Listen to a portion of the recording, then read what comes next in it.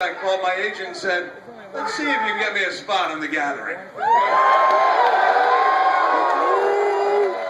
here I am. Does anyone know the origin? Why the hell the hardcore legend is carrying a lacrosse stick on the stage? Stories out there. I got to tell you, when I accepted this gig, I was at the gathering one time before, 3 years ago, and some helpful fans were nice enough to send links to me showing some previous guests who had not exactly been showered with kindness from the juggalos. They were in fact being showered with other things. Among them bodily fluids and solids. I'll be completely honest, I've been blown up, I've been set on fire, I've landed on 10,000 thumbtacks. I've never been so terrified in my life. So before I went on that plane, I made 2 purchases. I stopped off at a Walgreens and bought a rain poncho, even though it wasn't scheduled to rain. And I stopped by the lacrosse warehouse for a lacrosse stick, because back in the day I used to be a goaltender. Hadn't picked up a stick in 25 years. And the guy at the store saw me working in the pocket, and he was like, you gonna play some lax, Mick? And I said, nope. Caught him by surprise, because it's not like a tennis racket or a baseball bat. There's multiple uses, like you usually only pick up a stick and see the stick. I see that this young man's confused. I'm going to clear this up for you momentarily, okay? And he goes, what are you going to do with it? And I said, catch some shit.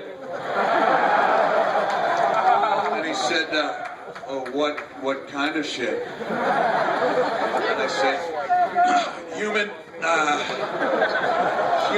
shit. And then, as it turned out, man, it was like this, man. You guys got respect for me, and I appreciate that. I was Captain 20 minutes into it, such a love-in. I was like, hey, will someone throw a beer can so I can block it and write this stick off on my taxes? Even better this year.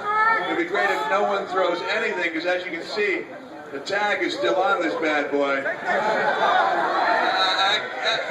I can't return it with poop on it, lady. So we're looking for a poop-free evening, and I'm going to return this bad boy.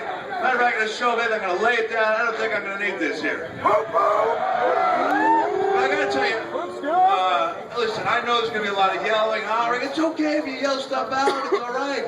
Normally, in an intimate gathering, it's not okay to yell stuff out. And I remember being in Erie, Pennsylvania. For those of you who don't know and say, hey, Mick does stand up, he's like, well, he's not even telling jokes. I don't really tell jokes. Like, I don't come out, for example, and say, hey, what's the difference between Al Snow and the 100 Years' War? No, I don't do that type of thing. No, I don't need to. Oh, well, what's the answer? Well, if I was going to do that type of thing, which I don't, the answer would be, at a certain point, the 100 Years' War was over. Boom!